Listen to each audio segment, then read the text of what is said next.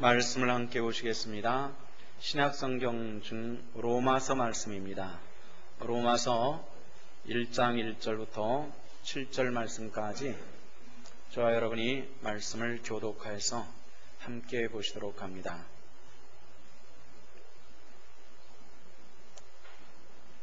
찾으셨으면 말씀을 교독합니다. 예수 그리스도의 종 바울은 사도로 부르심을 받아 하나님의 복음을 위하여 택정함을 입었으니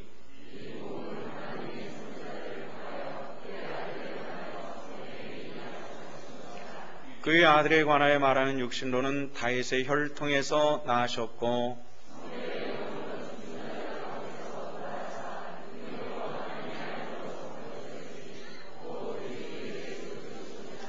그로 말미암아 우리가 은혜와 사도의 직분을 받아 그 이름을 위하여 모든 이방인 중에서 믿어 순종하게 하나니 함께 로마에서 하나님의 사랑하심을 받고 성도로 부르심을 받은 모든 자에게 하나님 우리 아버지와 주 예수 그리스도로부터 은혜와 평강이 있기를 원하노라. 아멘. 한여름의 중간에 있어가지고 굉장히 오늘 습도 많고 더운 날이지만은 예배하러 나온 여러분들 가운데 하나님께서 영광을 받으시고 공급하시는 주의 충만하심이 함께 하시기를 축원합니다. 우리가 꽤 오랜 시간 동안 창세기에 있는 아브라함에서부터 사사기에 있는 기드온까지 인물들을 중심으로 한 말씀들을 우리가 쭉 보았습니다. 사람을 중심으로 보다 보니까 복음성이 많이 떨어지는 듯해서 로마서 말씀을 우리가 함께 본 다음에 다시 사사기에 있는 삼손을 보면서 다시 인물 중심으로 한 구약 성경의 말씀을 보려고 합니다. 로마서를 보는 동안에 구원에 합당한 말씀의 교리가 우리 성도들 속에 영적인 지식으로 깊이 심어주는 귀한 시간이 될 수 있기를 원합니다. 성경은 창세기에서부터 요한계시록까지 목적은 하나입니다. 한 가지를 나타내기 위해서 성경이 기록되어져 있기 때문에 성경 각 권에 의해서 특성이 조금씩 있기는 하지만은 목적은 딱 한 가지입니다. 예수 그리스도에 대해서 증거하는 것입니다. 그렇기 때문에 어떤 성경이 더 좋고 나쁘고 중요하고 덜 중요하고 그런 것은 우리가 우열을 가리는 것은 성도의 본분은 아닙니다만은 복음 안에서 굳이 말한다면 사도의 서신들 중에서 로마서는 가장 정확하게 복음에 대해서 기록한 성경이 바로 이 로마서라고 하는 성경입니다. 로마서는 로마 교회 성도들에게 보내진 그런 편지입니다. 서기 57년, 58년경에 바울이 3차 전도 여행 중에서 고린도 교회에 머물게 됩니다. 한 3개월 동안 머물면서 그곳에서 로마서를 집필을 하고 그리고 로마 교회 성도들에게 이 편지를 보냈습니다. 이미 그때는 로마의 복음이 전해져 있었고 교회가 설립되어져 있었다고 생각이 됩니다. 교회가 설립되어졌다고 해서 이렇게 건물을 가진 그런 교회가 아니라 때로는 성도들의 가정에 때로는 묘지에 모여서 예배를 드리는 그런 신앙적인 공동체가 만들어져 있었습니다. 바울은 이 로마에 가기를 굉장히 소망을 했습니다. 로마서 15장 말씀하면은 내가 로마를 거쳐서 서바나에 가기를 원한다 이렇게 얘기를 하면서 내가 로마에 있는 너희들과 교제를 하고 그리고 복음을 나눈 다음에 여러분들의 수고와 여러분들의 도움을 통해서 나는 서바나라고 하는 것은 지금의 스페인이고요. 그 당시 지중해 연안에 있는 많은 사람들에게 있어서 지구의 끝, 땅의 끝이 어디냐 말할 때에 이 사람들은 서바나라 이렇게 얘기를 했습니다. 이 서바나에 가기를 원하는 복음 전도자의 사명은 분명히 했습니다. 우리에게 성령이 임하면은 다시 말해서 예수 그리스도를 믿는 믿음의 사람들은 땅끝까지로서 복음을 증인이 되는 것이 이것이 사명이었기 때문에 사도 바울은 땅끝이라 알려져 있는 이 서바나에 가기를 원한다. 그런데 그 서바나에 가는 노중에 로마에 들려서 당신들과 교제를 나눈 후에 그리고 여러분들의 보냄받기를 원한다. 이렇게 이야기를 했습니다. 그 이유는 무엇이죠? 그 당시 바울은 복음을 전하는 목자로서 자비량으로 했습니다. 자비량이라고 한다는 것은 저와 같이 여러분들에게 물질적 공경을 받는 것이 아니라 직접적 노동을 통해서 거기서 공부를 재물을 취하고 그 비용을 가지고 다니면서 복음을 전했던 그런 사람입니다. 아무래도 그것이 매우 부족했던 것 같습니다. 바울은 중간중간에 성도들과 그리고 교회로부터 물질적인 도움을 받고 복음을 전했습니다. 이번에는 본격적으로 로마교회 성도들에게 요청을 합니다. 당신들이 나를 사바나에 보내주십시오 하는 그런 것입니다. 여러분들의 도움받기를 원합니다. 이러면서 이 편지를 쓰게 됐습니다. 바울은 로마에 가는 것을 굉장히 희망을 했는데요. 1장에서 우리가 다음 주에 보면은 그런 말씀이 나오겠습니다만은 로마에 가기를 굉장히 소망을 했습니다. 그런 이유가 있죠. 그 당시 로마는 세계 최강 대국이었고요. 요즘처럼 통신과 교통이 발달하지 않았기 때문에 사람들이 알려진 이 땅의 지경은 지중해 연안이 전부였습니다. 근데 그 지중해 연안에 있는 모든 땅들을 로마가 점령하고 있었습니다. 그리고 로마의 수도가 있는 로마시, 그곳에 가서 복음을 전하기를 원했습니다. 그것은 뭐죠? 로마의 심장부였기 때문에 그렇습니다. 그곳에 가서 복음의 깃발을 꽂아야 되겠다, 이런 생각이었죠. 우리나라에도 복음이 들어온 지도 이제 한 120여 년 정도 이렇게 가까이 됐습니다. 이 120여 년 정도 되는 이 세월 동안에 제일 먼저 복음이 들어왔을 때에 복음을 들고 온 이들이 두 군데 집중적으로 거주하면서 복음을 전했습니다. 한 곳은 서울이었습니다. 그 당시는 한성이라고 그랬죠. 한양이라고 그랬다가 나중에 일제시대 때 한성으로 변했다가 이제 서울로 이렇게 호칭을 하고 있는데 서울의 복음을 전했습니다. 그 이유는 사람들이 가장 많이 살고 있었고 행정적인 수도였기 때문에 이곳에서 또 복음을 전하는 것은 굉장히 중요한 의미를 가지고 있는 것이었기 때문에 그렇습니다. 또 하나는 평양이었습니다.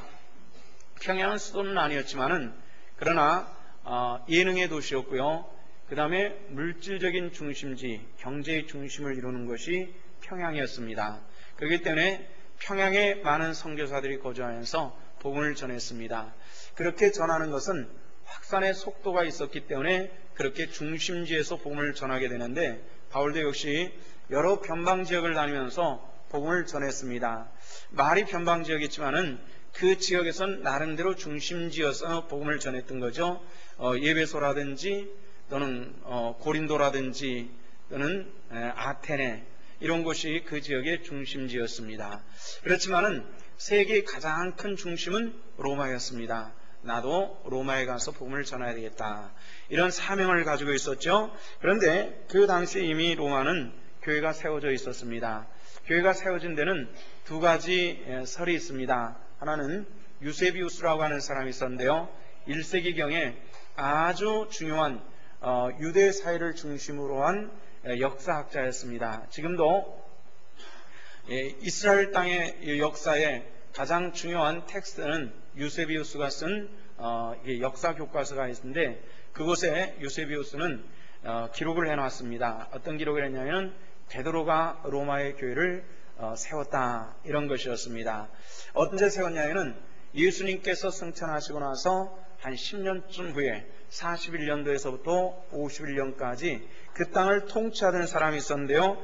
클라디우스라고 하는 사람이 통치를 하고 있었습니다. 좀 온유했고 그리고 기독교에 대해서는 상당히 이 호감 있는 그런 황제였는데요. 그때 베드로가 그곳에 가서 복음을 전했고 교회를 세웠다라고 유세비우스는 그렇게 증언을 해주고 있습니다.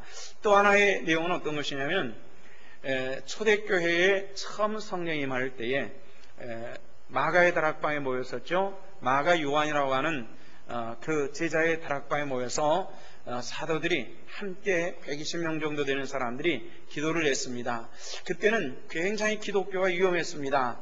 믿음의 사람들에게는 여러 가지 핍박이 가해졌던, 또 예수님께서 죽으셨고 무덤에 장사되는 이런 고난의 시간이었기 때문에 기독교인이라는 신분이 노출되는 것에 대해서 굉장히 꺼려했습니다. 그렇지만 한 일주일 동안 공동체 생활을 하면서 한날은 성령이 강하게 임했습니다.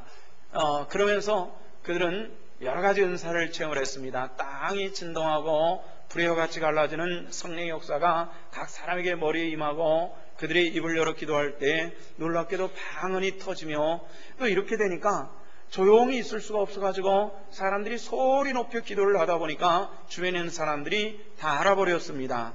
그래서 문을 열고 나가서 예수 그리스도를 증거했는데, 그것이 첫 번째 오순절 날에 있었던 그런 사건이었습니다. 오순절 하나님께 예배를 드리기 위해서 로마 각지에 흩어져 살고 있던 사람들이 예루살렘으로 모여있는 그런 형편이었거든요. 그때 로마에서 온 사람들도 있었습니다.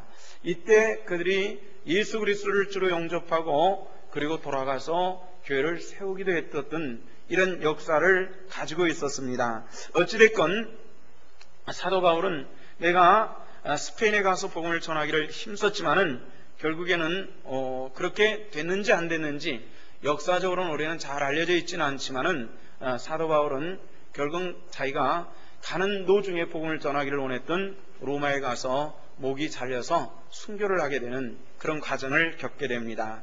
그래서 사도 바울은 여기서 아직 한 번도 보지 못한 로마 교회 성도들에게 편지를 하면서 가장 먼저 자기를 소개를 합니다. 내가 알지 못하는 사람들에게 편지한다면은 먼저 자기 자신을 소개를 해야 되겠죠. 나는 누굽니다 하는 그런 소개가 있어야 되는데 1절에서 자기를 이렇게 소개합니다. 1절을 우리 한번 함께 읽어보도록 하십시다. 다 같이 시작. 예수 그리스도의 종 바울은 사도로 부르심을 받아 하나님의 복음을 위하여 택정함을 입었으니. 아멘. 자, 사도 바울은 자기를 뭐라 그랬죠?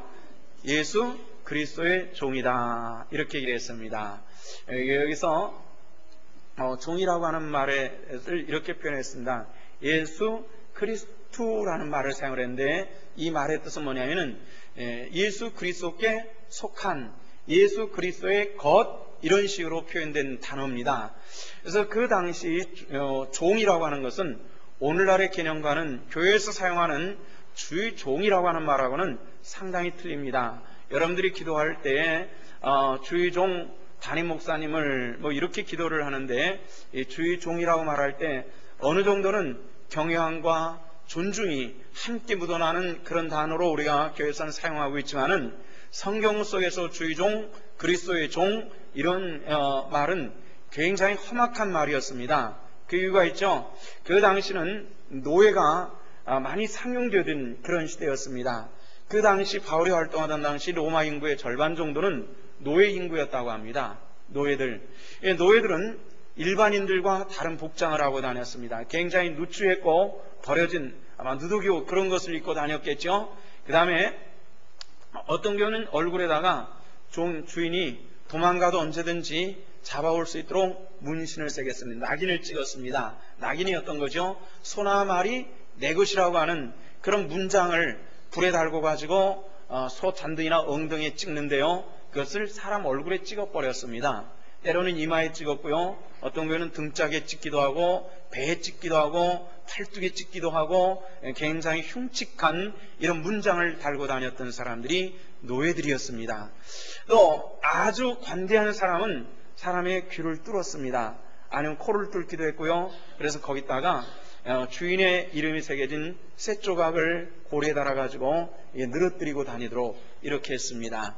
노예라고 하는 신분이 얼른 드러나지도록 그렇게 했습니다. 그냥 일반인처럼 행동하지 못하도록 노예, 너는 노예다, 언제든지 할 수 있는.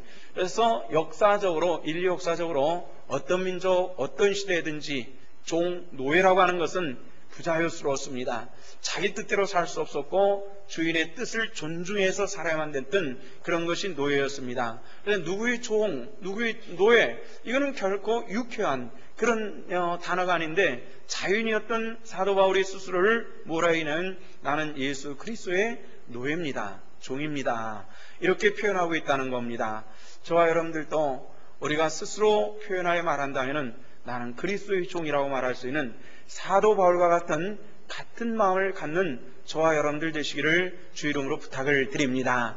이것이 성도의 영적인 자세이기 때문에 이건 굉장히 중요한데, 근데 그리스도의 종이라고 하는 말은 언제부터 생겼냐면요, 이것은 바나바가 낭망돼 가지고 자기 고향에 들어가 있을 때에 바나바가 사도 바울의 고향까지 가서 바울을 데리고 오게 됩니다. 그래서 어디에 머무냐면은 시리아의 안디옥이라고 하는 곳에 머물게 되는데요. 안디옥 교회는 역사적으로 굉장히 중요하죠. 최초의 선교사를 파송했던 곳이 바로 이 시리아의 안디옥 교회입니다. 안디옥 교회 가서 바나바와 바울이 복음을 전하고 또 그들을 지도하면서 일을 하는데, 얼마나 시리아 안디옥 교회 성도들이 하나님의 말씀을 잘 따라서 생활을 했습니다. 그 모습을 보면서 사람들은 빈정됨에 이렇게 얘기를 했습니다. 그리스도의 종들, 이렇게 얘기를 했습니다. 이 말을 들은 그리스도인들은 실제로 그 말이 그리스도의 종, 맞다, 우리는 주님의 종이다, 이런 생각을 해서 나중에는 사람들이 빈정대면서 하는 얘기였지만은 이제 자기들 스스로 무엇라 얘기냐면 그리스도의 종, 이렇게 표현했다는 겁니다. 저와 여러분들이 그리스도의 온전한 종이 되어질 수 있기를 부탁을 드립니다. 이 말이 모멸스럽고 아주 거북스러운 단어였지만은 그러나 스스로 사용하는 겁니다. 소크라테스라고 하는 철학자 잘 아시죠? 그분이, 철학자는 일반인들보다 생각을 좀 더 많이 하고 좀 더 깊은 이런 생각을 하는 사람인데, 이 사람이 이런 얘기를 합니다. 노예는 뭐냐라는 이런 명제에 대해서 노예는 사람의 말을 할 수 있는 짐승이다, 이렇게 표현을 했어요. 철학자가 그런 표현을 할 정도면 일반인들이 노예에 대한 그런 대접과 그런 분위기는 어느 정도였겠나 충분히 짐작할 수 있는 그런 것인데, 바울은 나는 그리스도의 종입니다, 그리스도의 종으로 여러분들에게 편지합니다, 이렇게 이야기를 하고 있다는 겁니다. 저와 여러분들이 어느 곳에 가든지 우리가 스스로 말하기는 부끄럽지만은 예수 그리스도의 종이라고 말할 수 있는 우리 성도들 되시기를 부탁을 드립니다. 근데 바울은 언제부터 그렇게 종되었느냐 하는 그런 겁니다. 디모데전서 1장 15절에 보면은 사도 바울은 내가 본래 어떤 사람인가 하는 것에 대한 고백이 나오는데, 여기서 이런 얘기를 합니다. 내가 전에는 회방자였습니다, 핍박자였습니다, 나는 그리스도를 믿는 믿음의 사람들에 대해서 포행자가 되었습니다, 이렇게 얘기합니다. 핍박자, 해방자, 포행자, 이 말은 예수 그리스도에 대한 절대적인 반대에 서가지고 나는 그들을 핍박했었습니다. 이 말의 뜻은 뭐예요? 영적으로 그만큼 못된 사람이었습니다. 그러나 이제는 나는 누굽니까? 나는 예수 그리스도의 종입니다, 이렇게 표현하고 있다는 겁니다. 이건 굉장히 중요합니다. 신분적인 변화입니다. 핍박자가 종이 돼버리고 말았습니다. 우리가 예수 그리스도를 믿는다라고 하는 것은 이런 변화를 동반할 수 있어야만 된다는 겁니다.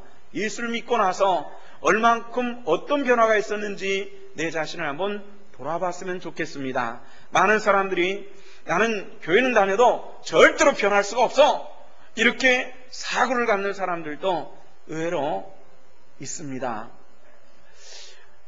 예수를 믿어도 나는 절대로 언어가 변화가 되지 않고, 나는 절대로 기후가 변하지 않고, 나는 절대로 변하지 않아. 변하는 것에 대해서 두려워하는 사람들이 있습니다. 염려하지 마십시오. 예수 그리스도를 믿는 믿음 안에서 예수 그리스도의 종으로 변화돼가는 하나님의 권속들 되시기를 주 이름으로 축원합니다. 이럴 때 하나님의 은혜와 능력이 우리 안에 머무는 것입니다. 많은 사람들이 예수를 믿고 주의 능력을 체험하기를 원합니다. 성령의 체험하기를 원하고 어떤 은혜를 보기를 원합니다. 그런데 그게 안 되고 있습니다. 그 이유는 무엇이죠? 내 변화가 없기 때문에 그렇습니다. 내 눈이 아직도 육신의 눈만 가지고 있을 뿐이지 영적인 눈이 띄지 못하는 것이 우리들이 가지고 있는 문제라는 것입니다. 우리가 좀 더 그리스도의 종이 됨을 통해서 그리스도께서 내 안에 머물기를 원한다는 사도 바울의 고백과 같이 주님께서 내 안에 머물고 내가 주님 안에 있음을 통해서 주님의 그 깊은 그 은혜의 마음을 분별할 수 있는 이 분별의 마음이 있어야 되겠다는 겁니다. 바울은 그리스도의 종으로 표현했습니다. 그래서 오늘 성경 말씀에서 보니까 나 바울은 예수 그리스도의 종입니다, 이렇게 일하는데, 어떻게 예수 그리스도의 종이 됐냐면은 1절 말씀에 보면은 굉장히 중요한 두 가지 단어를 볼 수가 있는데요. 1절 말씀을 우리 같이 한번 읽어보도록 하십시다. 다 같이 시작. 예수 그리스도의 종 바울은 사도로 부르심을 받아 하나님의 복음을 위하여 택정함을 입었으니. 자, 첫째는 사도로 어떻게 돼요? 부르심을 받았다 이렇게 말씀을 했습니다. 이걸 영어로는 calling이라고 그러죠. 우리 한문으로는 소명이라 이렇게 얘기합니다. 부르심 받은 겁니다. 그 다음에 두 번째는 뭐라 그랬어요? 택정함을 입었으니, 택정함이라고 하는 것은 뭐냐면 지명받았으니 이런 뜻입니다. 너 이렇게 지명받았습니다. 바울 이렇게 호명받았다는 그런 얘기입니다. 자, 바울 이렇게 호명받아서 나는 주님의 부르심을 받은 주님의 종이 되었습니다. 이렇게 얘기를 합니다. 바울은 정말 그렇게 주님의 지명을 받았는데요. 어떻게 무엇을 위해서 지명받았는가 하는 이 지명의 목적이 나오는데 1절에 보니까 이렇게 얘기했어요. 나 사도 바울은 사도로 부르심을 받아 하나님의 복음을 위하여 택정함을 입었으니 이렇게 말하는데요. 무엇을 위해서 택정을 받았다 그랬어요? 하나님의 복음을 위하여, 하나님의 복음을 위하여 우리가 택정함을 받았다는 겁니다. 우리가 신앙에 바른 지식은 필요합니다. 많은 사람들이 당신 왜 교회 다니십니까? 왜 예수를 믿으십니까? 이렇게 말하면은 참 너무 많은 사람들이 복 받으려고요 이렇게 얘기를 하는 분들이 있거든요. 그것은 이미 우리 안에서 이루어졌다는 것을 여러분들 아셔야만 합니다. 그 이유는 뭐죠? 우리가 예수 그리스도를 주로 영접함을 통해서 하나님과 나와의 관계가 양자의 신분으로 변화됐기 때문에 그렇습니다. 양자의 신분 뭡니까? 내가 요한복음 8장 44절에 보면 그런 말씀이 나오는데요. 우리는 전에는 마귀의 자녀였으나 이제는 하나님의 백성이 되었다라는 겁니다. 신분이 변화됐습니다. 지금 우리의 신분은 우리 한번 따라합시다. 나는 하나님의 자녀다. 믿으시기를 바랍니다. 하나님의 자녀는 하늘의 것을 유업으로 받을 수 있는 그런 은혜가 이미 예수를 주로 용접했을 때 그때 저와 여러분들에게 이미 주어진 하나님의 은혜와 축복이라는 것을 알아야만 합니다. 이후의 얘기가 아니라 이전에 이루어지는 것입니다. 그러면 이제 이 은혜 받은 사람이 뭘 하느냐 하면은 하나님의 영광을 나타내기 위해서 우리의 삶이 이루어지는 것임을 우리에게 가르쳐 주고 있습니다. 6절에도 그런 말씀이 나오거든요. 너희도 그들 중에 예수 그리스도의 것으로 부르심을 받은 자니라. 이렇게 얘기를 함을 통해서 예수 그리스도의 것으로 부름받은 하나님의 백성은 하나님의 영광을 위해서 그 은혜를 찬미하심을 위해서 우리가 부름받았기 때문에 복음을 위한 삶이 이루어져야만 합니다. 우리 한번 따라합시다. 복음을 위하여 살자. 네, 복음이 뭐죠? 복음. 이 복음이 뭐냐라고 물어보면은 의외로 두리뭉실해지기가 굉장히 쉽습니다. 네, 복음은 굉장히 분명합니다. 자, 이 복음에 대해서 2절이 우리에게 분명히 말씀해 주시고 있는데요. 2절 말씀을 다시 한번 읽어봅니다. 다시 시작. 이 복음은 하나님이 선자들을 통하여 그의 아들에 관하여 성경에 미리 약속하신 것이라. 아멘. 자, 복음이 뭡니까? 그 아들에 대한 것을 복음이라 얘기합니다. 더 정확하게 말하면은 예수 그리스도가 복음이라는 것입니다. 예수 그리스도에 대한 이것이 복음인데 이미 초대교회적서부터요 복음은 많이 왜곡돼 버리고 말았습니다. 휘어졌어요. 가는 길을 똑바로 가지 못하고 새길로 빠져버렸습니다. 그래서 초대교회 1세기 교회가 복음의 굉장히 이 흐름이 바뀌어지고 있을 때 사도 바울은 갈라디아 교회에 편지했을 때 1장 7절에서 이렇게 얘기를 합니다. 다른 복음은 없나니 다른 어떤 사람이 너희를 요란하게 하여 그리스도의 복음을 변하려 함이라. 이렇게 말씀을 했습니다. 복음의 중심은 뭐냐면은 예수 그리스도는 하나님의 아들을 증거하고 나타나는 일들인데 이미 초대교회 그 시절서부터 왜곡된 것이 이단들이 나타나기 시작했습니다. 복음이 아닌 것을 자꾸 사람들의 마음이 좋아할 것을 자꾸 주기 시작을 했어요. 그러니까 그것이 복음인 줄 알고 그만 사람들이 헛갈리기 시작하는 거예요. 복음은 예수 그리스도고 예수 그리스도에 대한 것임을 여러분들 믿으시기를 바랍니다. 근데 이게 잘못되기 시작했다고요. 그래서 교회는 뭘 자꾸 드러내야 되냐면은 예수 그리스도를 자꾸 드러내는 것이 교회가 해야 될 일이라는 것을 알아야만 되는 거예요. 근데 이단들은 어떤 것이에요? 자꾸 자기 교주들을 드러내잖아요. 이건 뭐예요? 예수께서 나타나지 않는 것은 복음이 아니라는 것입니다. 우리 신성교회가 세대는 많이 많이 달라지고 있어도 복음이 구닥다리 같고 구식 같고 곰팡이 냄새 같은 이런 느낌이 혹시 느껴진다 할지라도 우리가 해야 될 것은 오직 예수 그리스도를 드러내는데 힘쓰는 저와 여러분들 될 수 있기를 주님의 이름으로 축원합니다. 이것이 교회의 본질이고 복음의 본질이기 때문에 그렇습니다. 그래서 오늘날 수많은 사람들이 복음이 변질이 됐어요. 어떻게 변질된 줄 아십니까?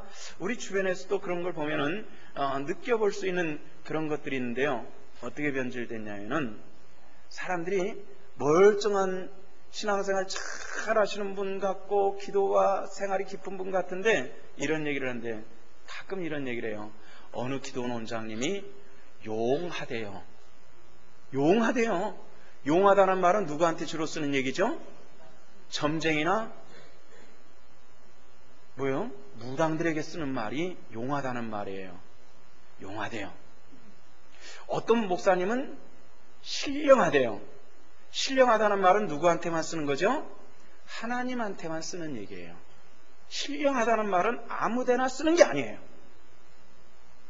혹시 제가 신령하게 보이십니까? 착각하지 마시기 바랍니다. 그냥 순수하게 인간일 뿐이고 저와 여러분들이 똑같은 구원받은 죄인에 불과한다는 사실들을 여러분들 기억하시길 바랍니다. 우리 똑같은 인간들을 높이는 것은 이단이 하는 일들이요, 예수 그리스도를 드러내는 것은 성도의 본분이라는 것을 우리가 알아야 된다는 겁니다. 기도에 대해서도 그렇거든요. 기도 좀 한다는 분들이 가끔 그런 얘기를 해요. 그럴 때마다 제가 그게 아니에요 라고 얘기를 하는데, 어디에서 기도하면 기도 응답이 잘 된대요. 어느 기도원은 응답이 잘 된대요. 또 기독교 신문에 보면은 그 기도원들이 그런 광고를 해가지고 응답의 터전은 없어요. 기도하는 성도의 자세가 중요한 거예요. 어떤 성도들은 하고 이렇게 기도하는 것이 기도하는데 편한 것 같아요. 그런 분들은 그렇게 기도해야 돼요. 또 그렇게 기도한 분들에 대해서 간섭하지 마세요. 또 흉볼 필요도 없어요. 또 어떤 분은 조용히 기도해야 돼요.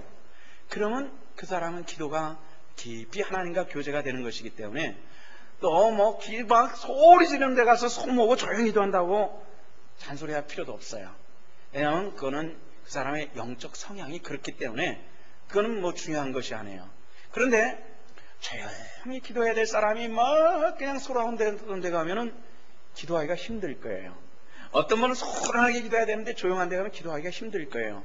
다만 기도하는 분위기가 좀 좋은가, 나와 맞는가 틀린가, 이런 차이가 있을 뿐이지 응답의 차이는 없어요. 응답의 차이를 얘기하면은 우리는 하나님을 억압하는 사람이 돼요. 그러면 성경에는 우리에게 이런 말씀이 있어요. 안 계신 곳이 없으신 하나님이에요. 이 말을 한자어로 표현하면 무소부재하신 하나님, 이런 뜻이거든요. 어디에나 계신 하나님이에요. 여러분들은 오늘 여기서 만난 하나님이 여러분들의 가정에도 함께 하신 줄로 믿으시기를 바랍니다.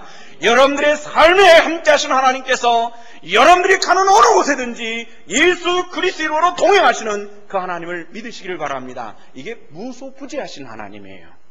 안 계신 곳이 없으신 하나님, 어디 그곳에만 기도를 주시고 저곳에는 기도를 안 드시는 하나님, 이거는 하나님이 무소부재하신 하나님이 아니에요. 어느 한 지역의 하나님일 뿐이죠. 그렇잖아요. 오늘 여러분들의 삶과 동행하시는 그 하나님, 그 손을 붙잡는 우리 하나님의 권속들 다 될 수 있기를 주 이름으로 부탁을 드립니다. 그래서 우리는 그 하나님과 동행하시는 건데요, 로마서에도 우리에게 이 복음에 대해서 두 가지를 얘기를 해주고 있어요. 아까 말씀드렸죠? 복음이라고 하는 것은 예수 그리스도에 대한 거예요. 신약성경은, 구약성경은 뭐죠? 오실 메시아 예수 그리스도에 대한 이야기를 지속적으로 예언한 것이 구약성경이고요, 구약에 예언내진 하나님의 아들 예수님께서 이렇게 오시고 이렇게 가시고 이런 약속을 하셨다고 나타내는 것이 신약성경이거든요. 그 다음에 또 하나의 복음이라면은 그분이 이 땅에 오셔서 우리에게 가르쳐 주신 말씀이 복음이에요. 어떻게 살아야 될 것인가. 성도 여러분들, 예수 그리스도를 나의 구주로 여러분들은 영접하셨습니까? 그러면은 하나님의 자녀가 된 줄로 믿습니다. 이걸로 끝날 수는 없습니다. 이것을 우리는 중생이라고 말하고 거듭남이라고 얘기합니다. 거듭남이라고 하는 것은 뭐냐면은 육신적으로 어린아이가 어머니 뱃속에서 태어나서 탯줄을 끊고 독립적인 육체를 갖는 이것을 탄생이라 이렇게 얘기를 하죠. 저도 조카들이 있어가지고 이 아이들이 결혼을 해서 아이들을 낳았어요. 한 17, 8명 정도의 이 조카가 난 아이들이 생겼어요. 이 아이들이 저를 뭐라고 부르겠어요? 할아버지가 합니다. 제가 할아버지라고 부르는 아이들이 한 17, 8명 정도가 저를 할아버지라고 부릅니다. 근데 이 아이들이 태어나가지고 제일 귀여운 때가 어떤 때입니까? 어떤 때가 제일 귀엽던가요? 아직 기저귀 다 못 빼가지고 이만큼 엉덩이가 부풀어가지고 넘어질 듯 나면 할 때마다 띠뚱띠뚱 하면서 걸어다닌 그 뒷모습을 보면은 오리공둥이 같기도 하고 그 사랑공둥이 같기도 하고 그렇게 이쁠 수가 없어요. 표현하는 것도 그렇고. 그런데 이 아이들한테는 손이 너무 가요. 똥 싸면 갈아줘야지, 뭐 먹여줘야지, 입혀줘야지, 뭐 손이 그렇게 가요. 그래서 조카 애들이 한 둘씩 키우면은 애들이 그냥 몸무게가 막 줄어버리고 막 이러더라고요. 그런데도 저는 우리 아들 빨리 장가 갔으면 좋겠어요. 얼마나 이쁘겠어요. 이쁠 것 같아요. 근데 그렇게 이쁜 아이가요, 이게 한 2살쯤 돼가지고 자라지 않고 성장하지 않는다고 생각해봐요. 이게 부모가 그때부터 돌아버리는 거예요. 아주 오래전에 한 30년 전에 양철부야라는 영화가 있었어요. 퀸터그라스라고 하는 노벨상을 받은 작가인데요. 퀸터그라스라고 하는 사람이 이 양철부야라는 소설을 써가지고 노벨 문학상을 받았는데, 그걸 저는 그 책은 읽어보지 못하고 영화로 봤는데요. 그 영화의 주제는 뭐냐면은 세월은 가도 성장하지 않는 어린아이의 시각을 가지고 그 시대를 바라보는 그런 내용이에요. 아주 키도 작고 행동하는 것도 어린아이 같은 그 어린아이, 나이는 어른이 됐지만은 몸은 어린아이를 가지고 사는 그 사람이 세상을 어떻게 바라보느냐, 이런 걸 가지고 주제로 썼는데요. 그 어린아이가 된 어른을 바라보면서 생각은 이 전체 주제보다는 불쌍하다, 이런 생각밖에 안 들더라고요. 세월이 좀 지났습니다. 우리 교회도 20년 지났으니까 세월이 좀 지났잖아요. 조금 성장하기를 주 이름으로 부탁을 드립니다. 좀 우리 의미 깊은 얘기를 하나 할게요. 어제 제가 제 아내한테 이런 얘기를 했어요. 우리 교회에서 한 6, 7년 정도 신앙생활 했을까요? 한 성도의 신앙이 6, 7년 동안 쭉 보면서 제가 볼 때는 흠이 없어요. 말하는 것, 행동하는 것, 미소 짓는 것, 사람과의 관계 속에서 자기에게 주어진 임무를 감당함에 있어서 자녀들을 키우는 관계 속에 있어서 흠이 없어요. 젊은 사람이. 그래서 제 아내한테, 야, 그 집사님은 참 예뻐, 신앙생활이 참 아름답다, 이런 얘기를 했더니 제 아내가 정색을 하면서 당신은 그런 얘기 하면 안 돼요, 이런 얘기를 하더라고요. 아니, 목사가 자기 양을 칭찬하는데 왜 하지 말아야 되느냐, 이런 생각이 들었어요. 그랬더니 그 사람이 그렇게 아름답게 신앙생활하는 것은 우리 교인들이 다 알아요. 그런데 그 사람에 대한 칭찬이 당신 입에서 나올 때부터 그 사람은 성도들의 미움을 받아요, 이런 얘기를 하더라고요. 깜짝 놀랐어요. 우리가 그리스도 안에서도 우리들의 마음은 거기까지밖에 되질 못한다고요. 이것이 굉장히 마음 아프게 다가왔어요.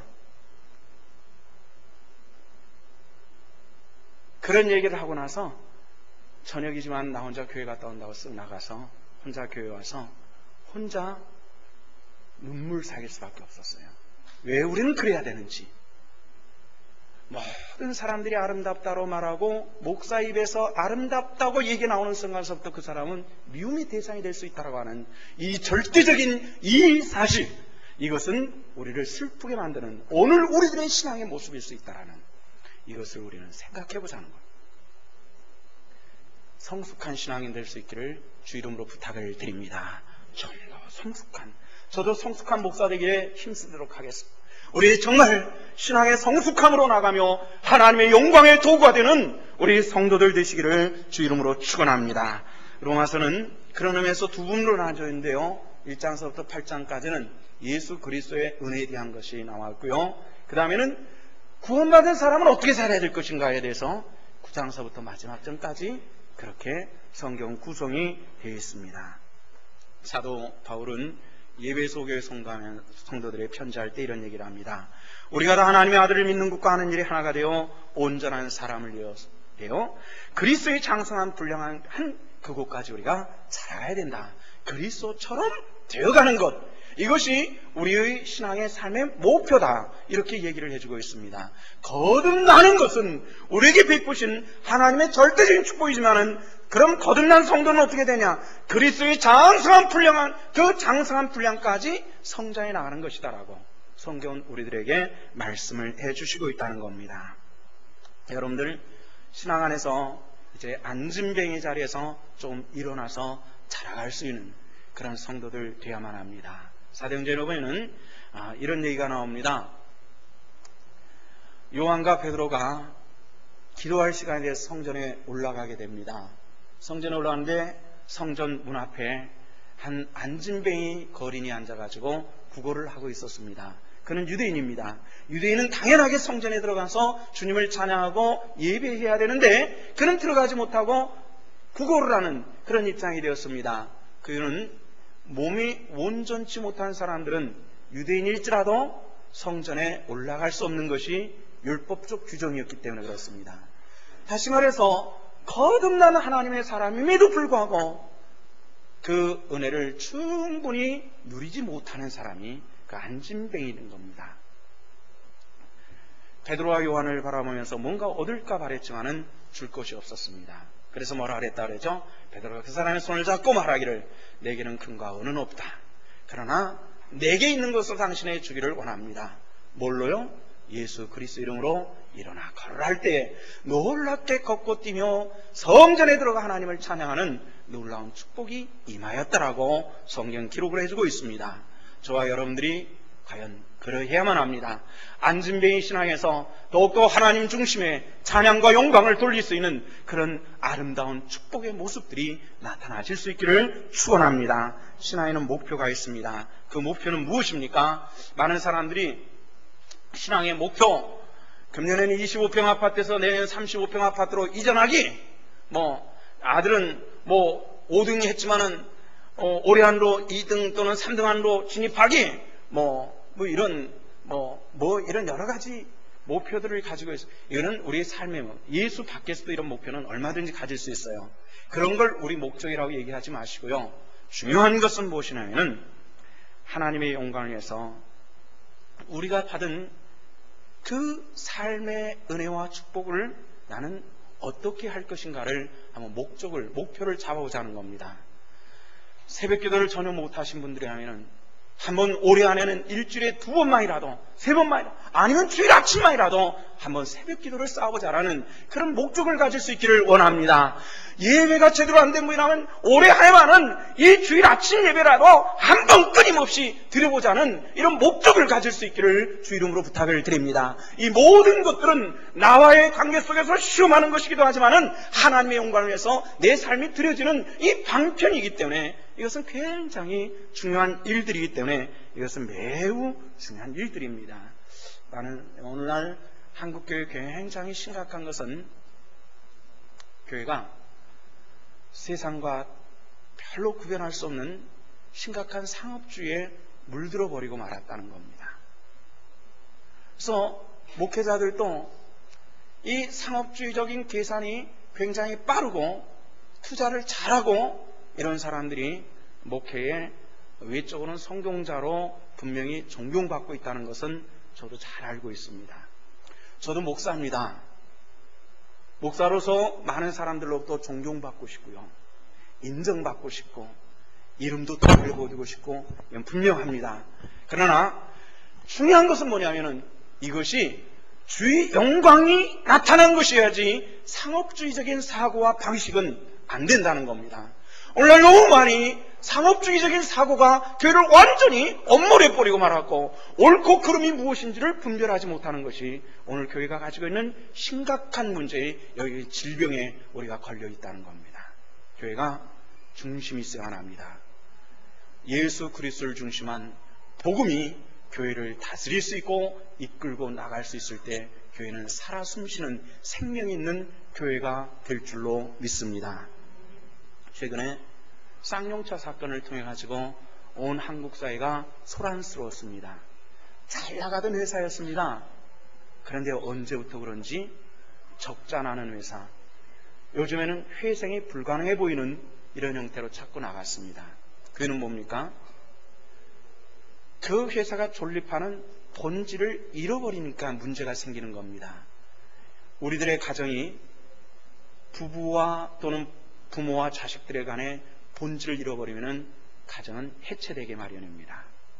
교회는 오늘 멀쩡한 것 같아도 이 본질을 잃어버리면 교회는 존재할 수가 없다는, 존재적 이유도 없다는 것을 우리가 분명히 알아야만 합니다. 예수님께서 이 땅에 오셔서 오실 때부터 당신의 오신 목적을 알았습니다. 죽어야 된다는 겁니다. 그렇게 돼야만 죄인들이 산다는 겁니다. 예수님께서는 그걸 잘 아셨습니다. 마지막 죽음의 순간, 그 전에 감람산에 올라오셔서 머리에서 땀 흐르는 것이 핏방울처럼 진하게 땅에 떨어지는 그 고통의 시간에 아버지께 기도합니다. 아버지요, 이 잔을 내게서 지나가게 해 주옵소서. 그러나 내 원대로 마옵시고 누구의 원대로요? 아버지의 원대로 하게 해 주옵소서. 이거 정말 감당하기 힘들지만은 아버지 뜻이 먼저였다는 겁니다. 근데 우리는 그게 문제입니다. 하나님, 성경 얘기요? 그런 얘기는 말고요. 내 생각, 내 소망, 이걸 먼저 채우기를 소망하는 것이 오늘 이 시대의 교인들이 가지고 있는 심각성은 거기에 있습니다. 주님께서는 마지막 이 고백 속에서 내 원대로 마옵시고 아버지 원대로 하겠습니다. 따라서 고난의 십자가를 지셨습니다. 그리고도 얼마나 힘들었는지 마지막 부르짖으며 아버지 아버지여 왜 나를 버리시나이까 하는 이 부르짖음 속에서 그 고통이 얼마나 컸는지 알 수가 있습니다. 주를 따르는 것은 고통이 동반되어 있어야만 합니다. 많은 사람들이 예수를 믿는 것, 축복, 편안함 이런 것을 얘기합니다만 이것은 이방인의 종교입니다. 기독교인들은 때로는 포기할 수 있는 것이 있어야만 합니다. 때로는 주를 섬기기 위해서 안락함을 포기하실 때도 있을 것입니다. 물질이 포기될 때도 있고요. 이런 포기가 있어야만 합니다.